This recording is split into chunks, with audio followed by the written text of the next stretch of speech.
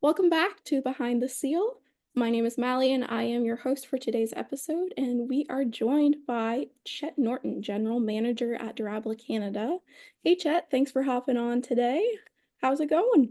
It's going great. Thanks for having me. I got very excited when you guys sent me the link and asked to be a guest. I'm very honored. So like I said, just happy to be here. Awesome. Thanks for coming. So, I've been wondering, can you share your career journey with us? What was your first job? That's always something fun to ask. And kind of what led you to your current role as general manager? Well, it's a bit of a long road, but a short one at the same time. Graduated right out of school in 2002. I'm dating myself here. I took mechanical engineering diploma. My first job interview was at Durabla Canada. I applied to an inside sales position, which I accepted.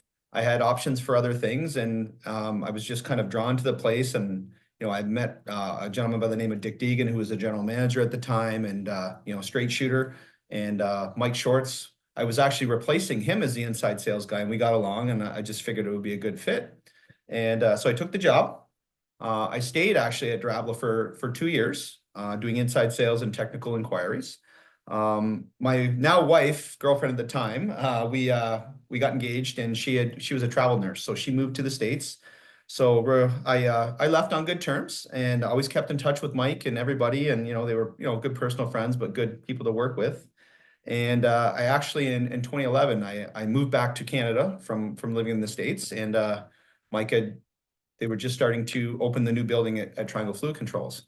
So they offered me the position as a technical applications engineer, which I was super happy for, and took that. Stayed at Triangle for 8 years, and amongst those 8 years, technical engineer, like I said, upgraded to QA applications engineering manager, that type of stuff, and then eventually they had a position that was open over here at Durabla, which again, the group of companies, kind of threw my hat in the ring and talked to Mike and Mike Boyd and Kevin Kent at the time, who was the general manager, and the owner, David Moser. And yeah, kind of came on board in 2001, January, and here I am.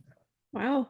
You're a four lifer. You've been here. Exactly. Yeah, Oh, it's yeah. been a while. I haven't tallied up the total years, but you figure eight, two plus, I'm going on 14 years now, kind of within the group of companies. So Crazy. No, that's awesome. So you time know flies when you're having fun. exactly.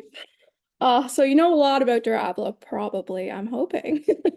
I did my homework. I had to go back, past the 2000 era because, it's been a while. I brushed up on my history. Yeah. But, we've been around for 102 years. We opened it started in 1922. Basically, the technology was purchased from Goodyear. Some of the product was made, offsite in Quebec and here. And in 1972, the owner, David Moser, was looking for a property.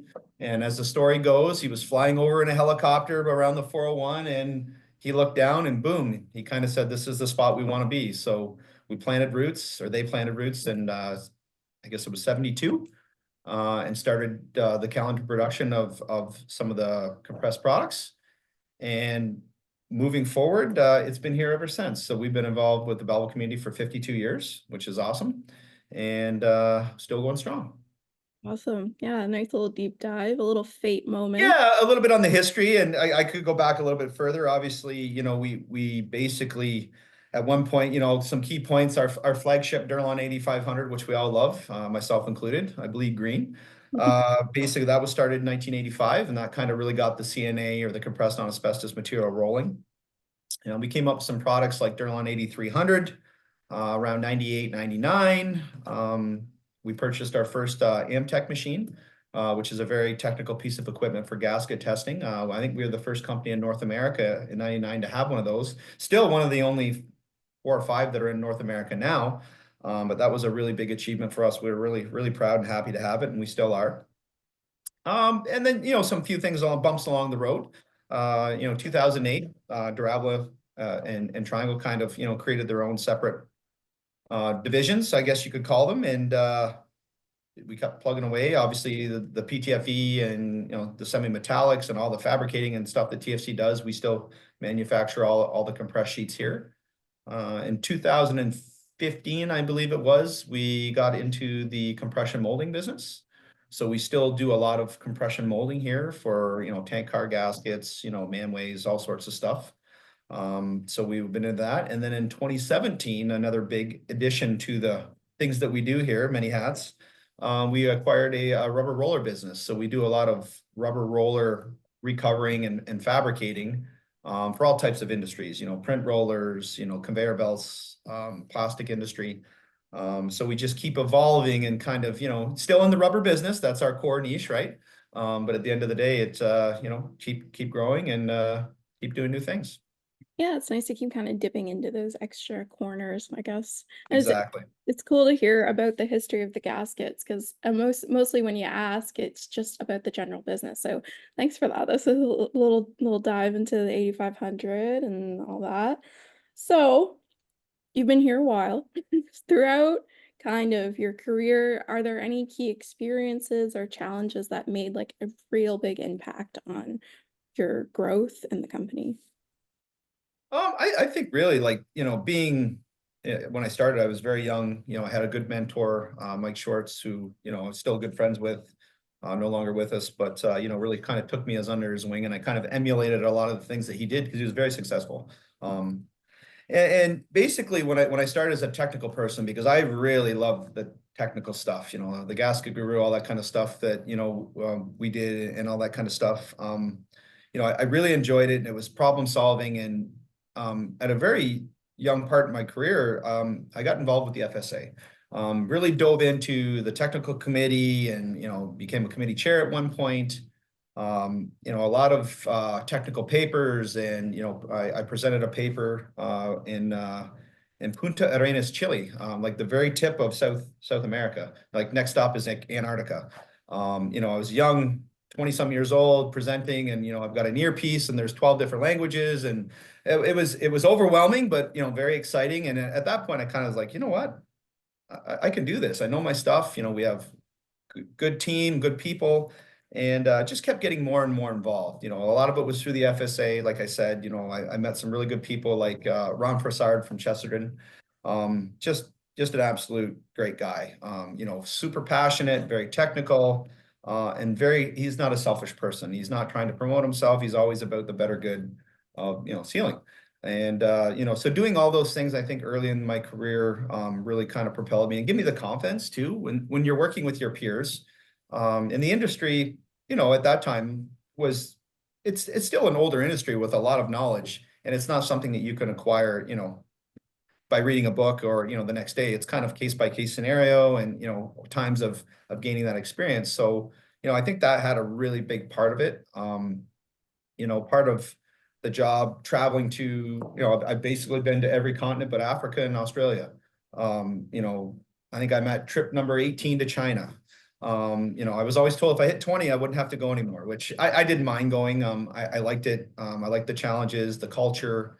It was a lot of work and being away from my family and stuff like that. But overall, I really did enjoy it. I can remember probably one of my favorite moments, if I can if I can tell you, being in a room with a professor from the Chinese Standards Technical Committee, and neither of us could speak each other's language, but we worked with whiteboard, math equations, symbols. He would go, I would go, and again, I couldn't speak Mandarin, he couldn't speak English, but we worked it out. It was, I'm sure, very comical to watch us because I'm a very emotional person. I talk with my hands, and he's doing the same thing. But at the end of the day, we smiled and we agreed upon some stuff, and we got our points across to each other. And it's probably one of my more memorable moments on some of my China trips. Definitely. That's a crazy collaborative moment. I was gonna bring that up. How just I guess just career advancement. We've talked about this in our other podcasts, like our other episodes here. Just I'm glad you brought up mentorship and then the collaborative process because the FSA has been a big thing we've brought up because it's just learning with other people and their case by case, I guess, Yeah. experience. So that's cool to dive into, and it's good to hear that mentorship has been so impactful for a lot of people. Yeah, And I've been really fortunate, which I think, between the mics, I say the mics, Mike Boyd, Mike Shorts, And even with the FSA, and not to keep talking about it, but again, Durabla Canada was always a supporter. I know Triangle is. And again, you're doing, you're working with colleagues who in theory are competitors, right? It's a weird scenario but you're all trying to achieve the same thing. And, I have many lifelong friendships with some of these people who, unfortunately, I don't nearly see them as much now that I'm in this role. Not really out there, kind of doing the technical stuff as much as I used to.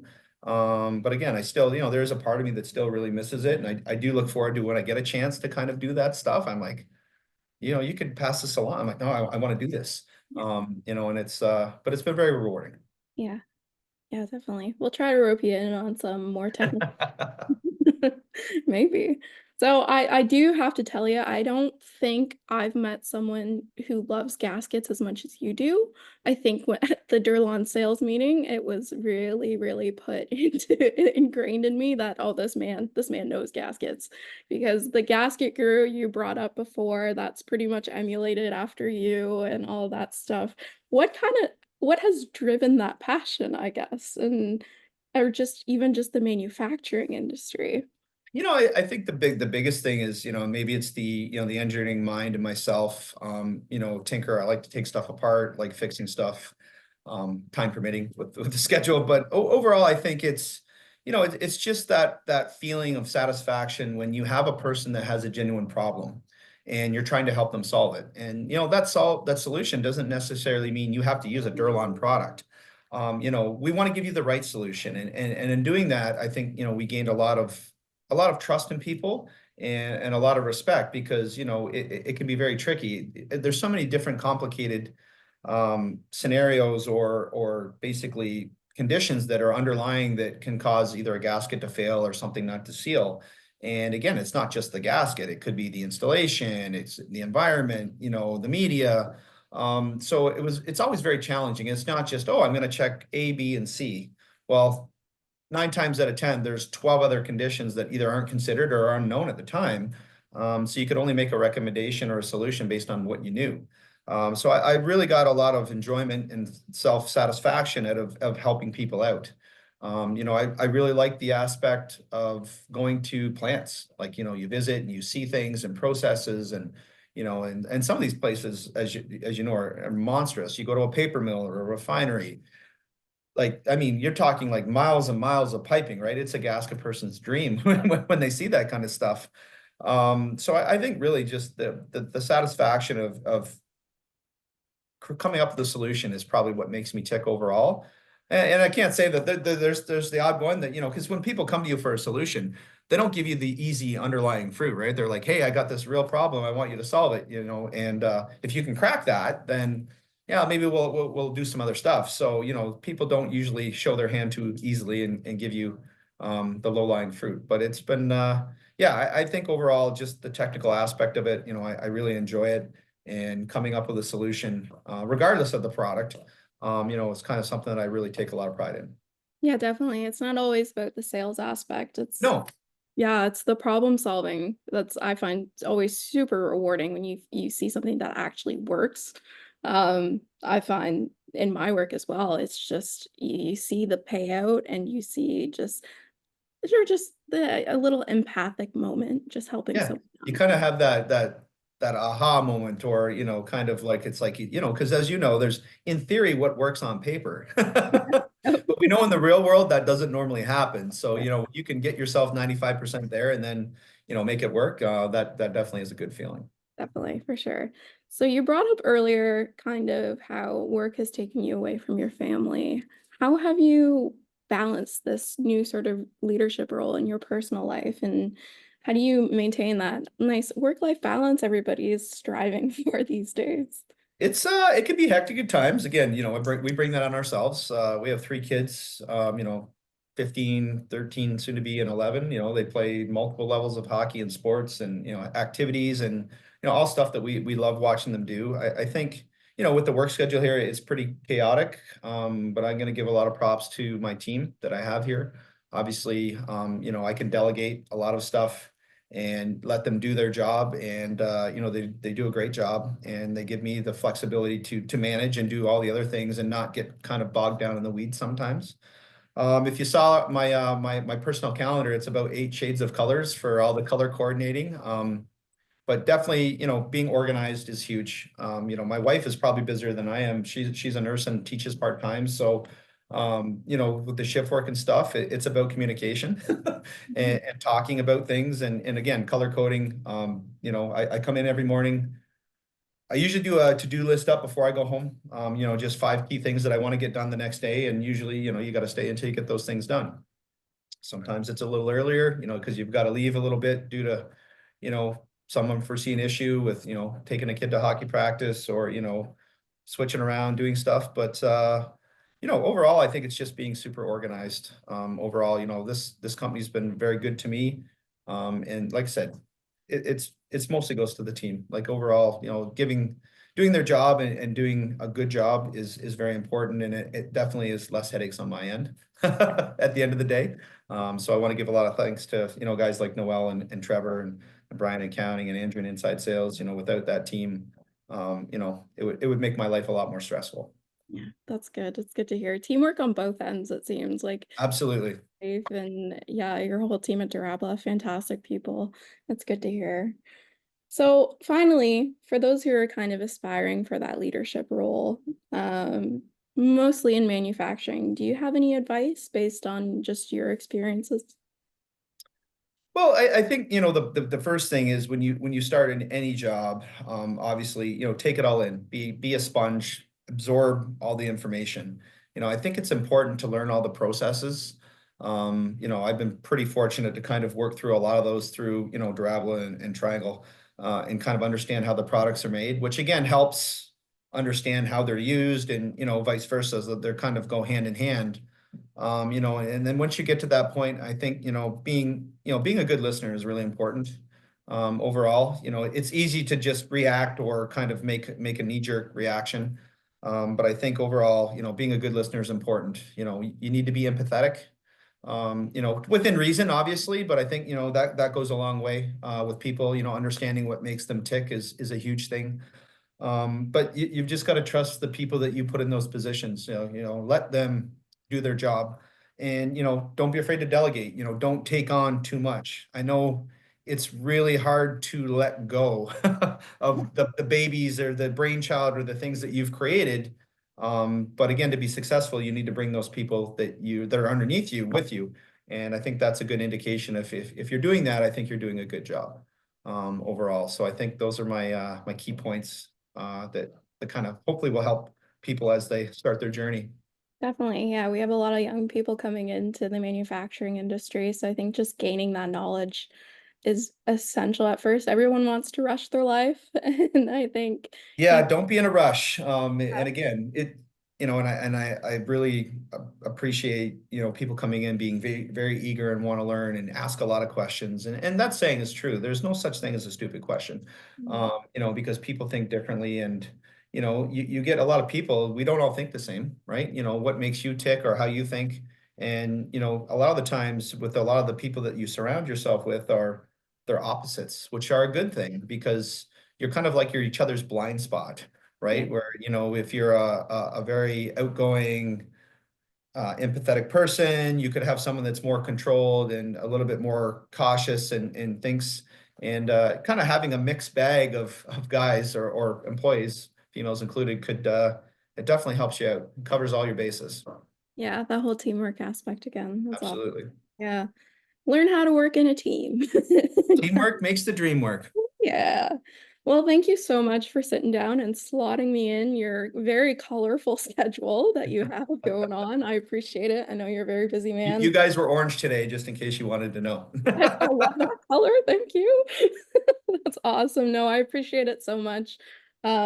Just yeah, thank you. I'll see you around. You're just a stone's throw away. I So know, right? It's as a crow flies. Yeah, you could literally throw a stone in. And unfortunately, we're that close yet. We don't see each other that much. So there you hopefully go. we get to do it again real soon. Awesome. Yeah, I'll hop over to Durabla one of these days, get some content for The you. doors are always welcome, open. Sorry, we'll give you a tour. Thank you so much for coming. I Hey, appreciate no it. problem. Thanks. You have a great day. You too. Bye-bye.